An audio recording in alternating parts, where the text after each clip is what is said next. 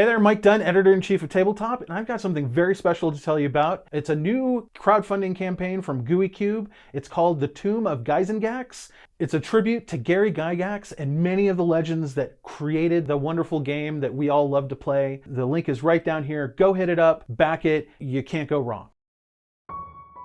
Final Fantasy VII is a sacred moniker. It holds precious memories for many, ones on which a brand has been built and expanded upon. When Remake showed up, it found a way to reinvent what was iconic about the original without disrespecting it. That's a tough thing to do. Figuring out how to do it twice is another thing. But after playing it myself, Square Enix and Creative Business Unit 1 have accomplished exactly that in Final Fantasy VII Rebirth, a first-class experience. Let's start with what everyone is curious about, the story. Final Fantasy VII Rebirth has the unenviable task of recrafting not only a beloved story, but filling it out properly into a 2024 video game. It's also fighting with second in the trilogy syndrome, where you have to figure out how to tie up enough loose ends to make for a satisfying ending, while leaving enough open for the third game's finale. It's a challenge. In many ways, the story picks up exactly how it was delivered in Remake. It's slow cooking, exactly how Remake felt to me. Rebirth starts from 0 to 60 immediately, starting directly where Remake ended and with Cloud recalling his time with Sephiroth in Nibelheim. After this, you jump right into business as usual, trying to find Sephiroth to stop whatever his diabolical plan is. Pacing is something that often is rushed in a game, specifically in terms of narrative. Too many games feel like they forget time management, needing to slap you in the face with multiple reveals because the story is about to end.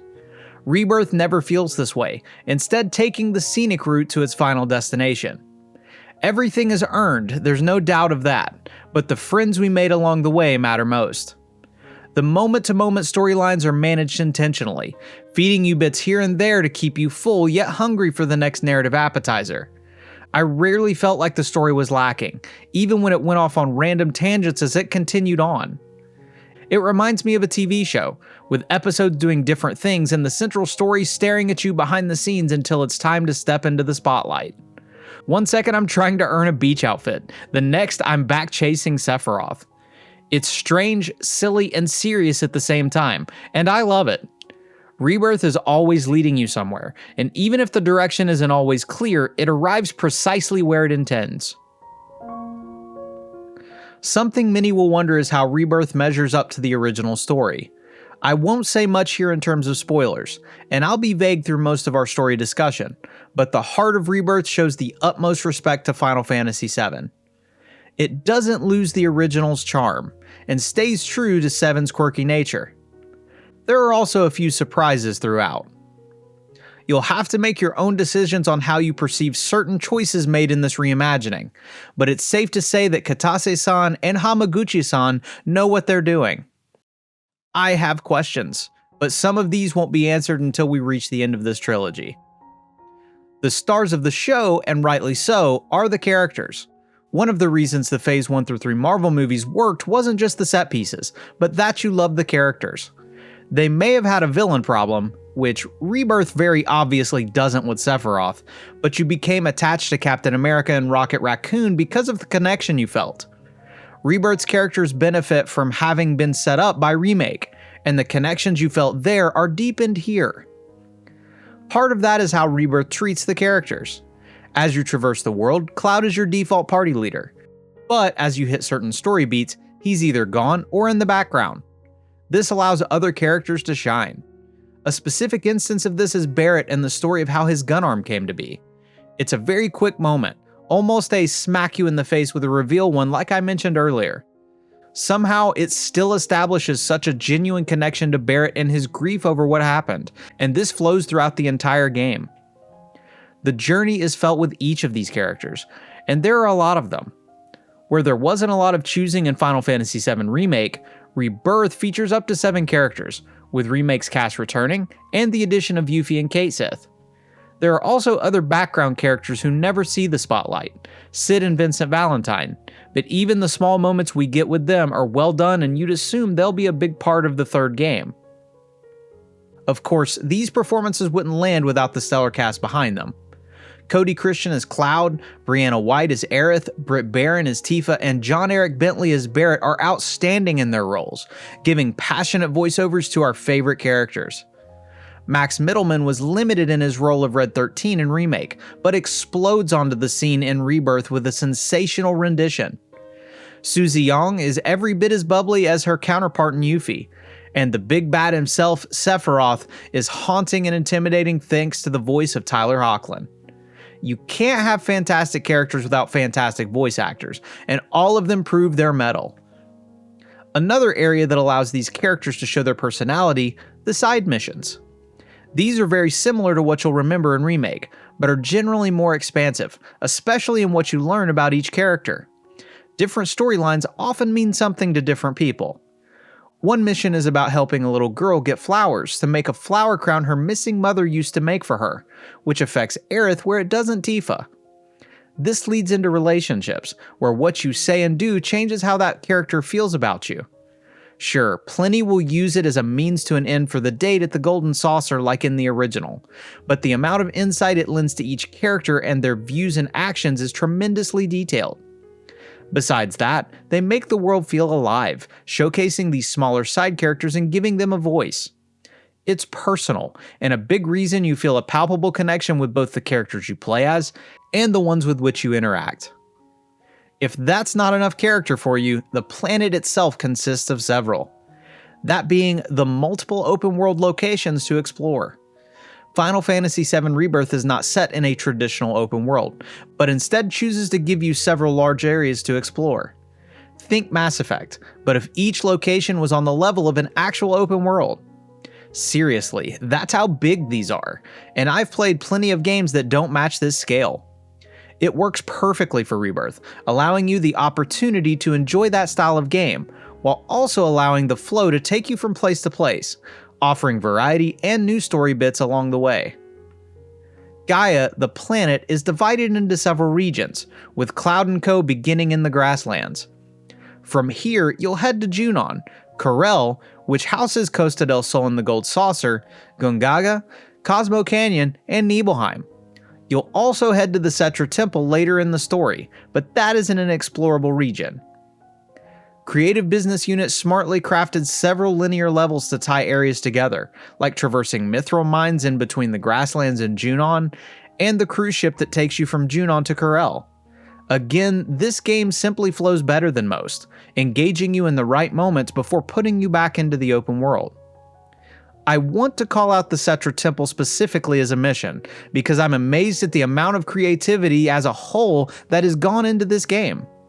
It's a more linear level where you switch between two parties, but with one simply fighting through and the other utilizing a new puzzly mechanic to move forward. This is in one of the final chapters of the game, and I don't expect even a location this differently designed, let alone an entire new mechanic to use. It's top-notch design, something Creative Business Unit 1 deserves a lot of credit for. As mentioned, all of these areas are massive, with a lot to explore. Side missions will have you venturing further out, but the main quest you'll have here is the world intel.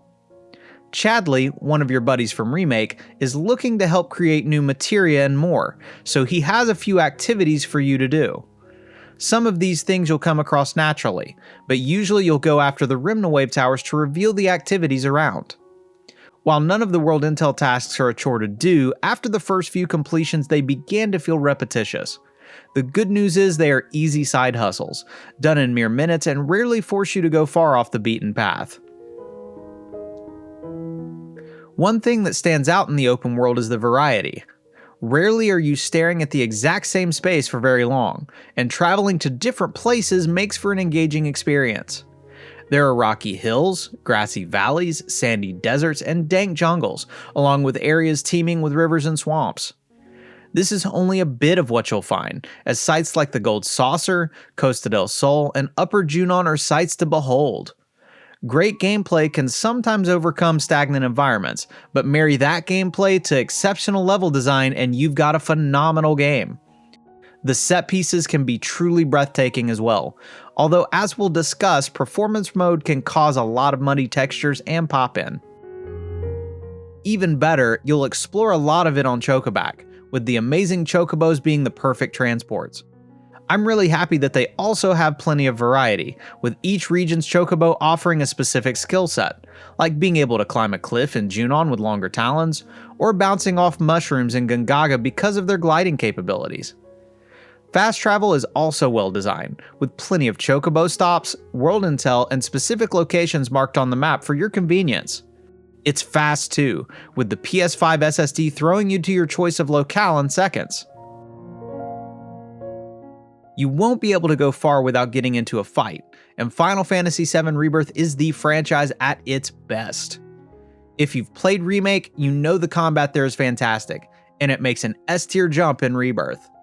As a quick refresher, combat in Rebirth follows a quasi-turn-based and real-time system, where regular attacks are performed in real time and casting spells or abilities uses the paused ATB system. There are improvements everywhere. Somewhere a dev looked at the combat and said, how do we make this more impactful? Maybe it's the sound, maybe there are slight tweaks in the movement, maybe it's the particle effects, but in any case, every Buster Sword swing from Cloud makes you feel like you're taking on the foe yourself. Launching your Braver ATB attack has never felt better. In Remake, I tended to spend a lot more time only using Cloud, partially due to my affinity for the character, but also his ability to brute force through obstacles. Parties are still 3 deep, so Cloud has the option of 2 buddies to take into combat scenarios. Each of them have their benefits, along with their drawbacks, and it's best for you to figure them out.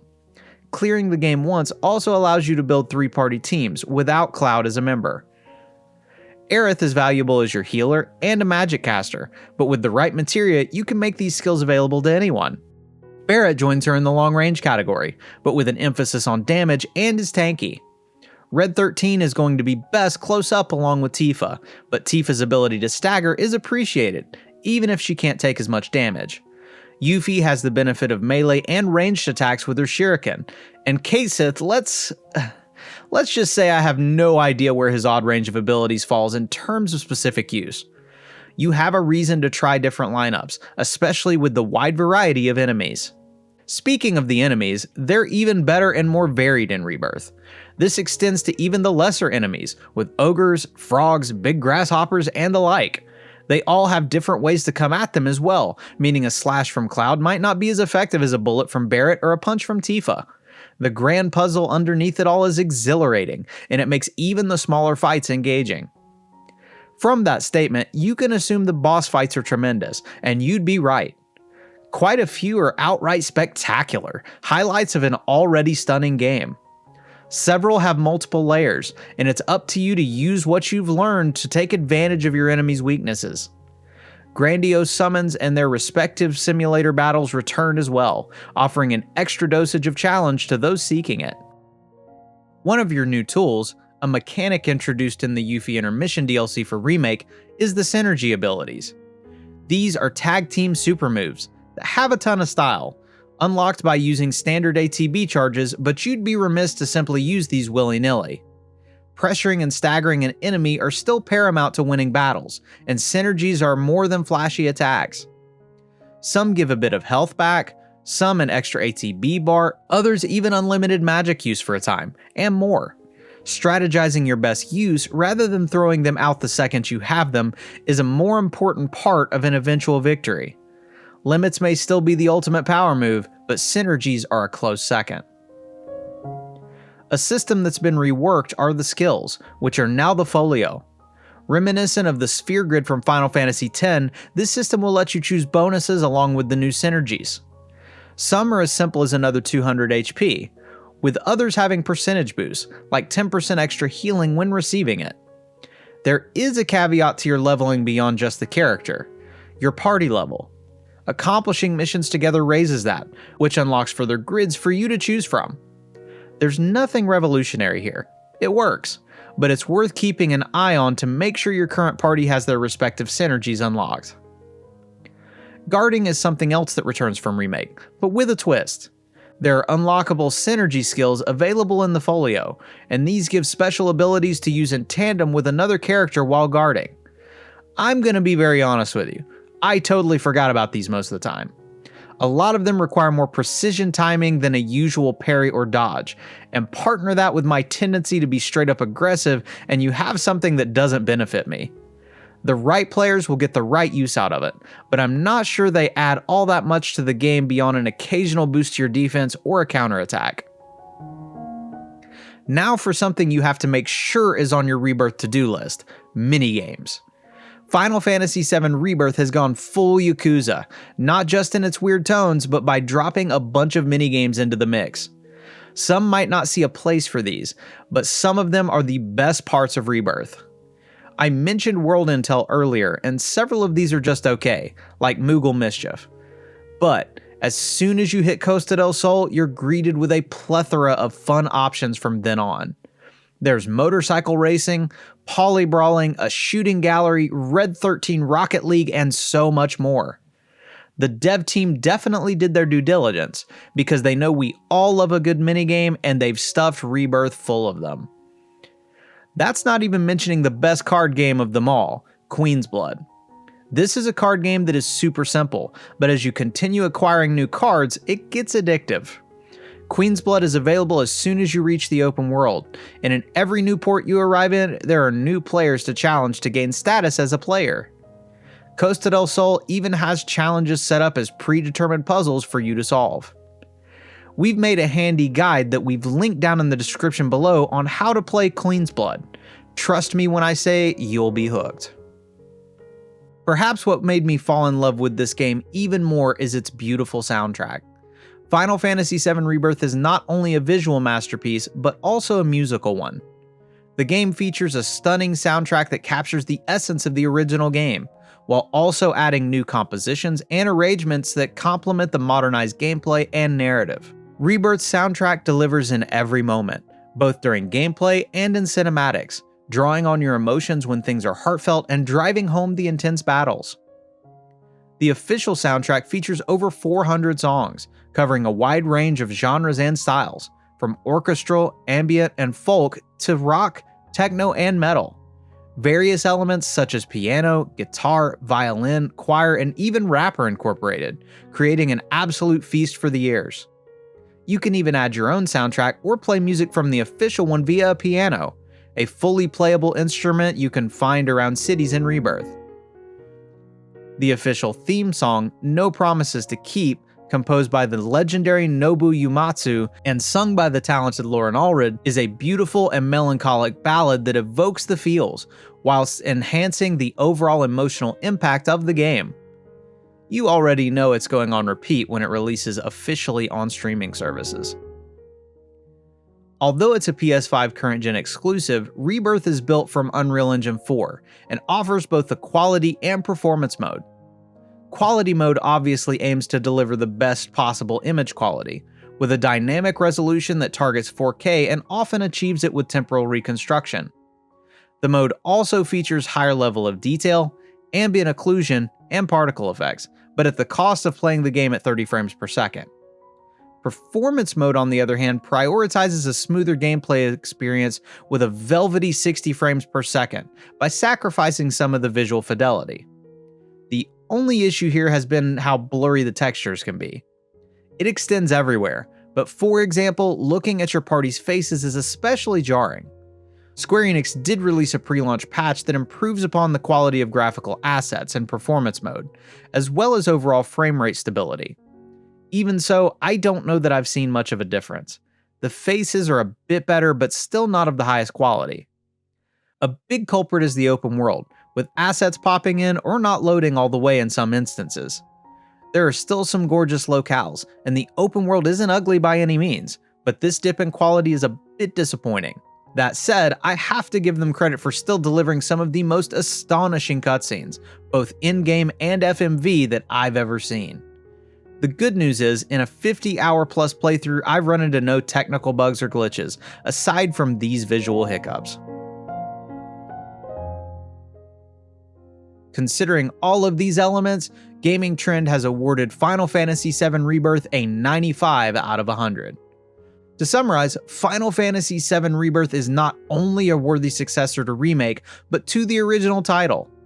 With an incredible and multi-layered open world, outstanding combat, and a heartfelt story that takes you on a beautiful scenic route, Rebirth reaches heights you'd need one wing to touch. Rebirth is special. First class in a way only the best soldiers can be.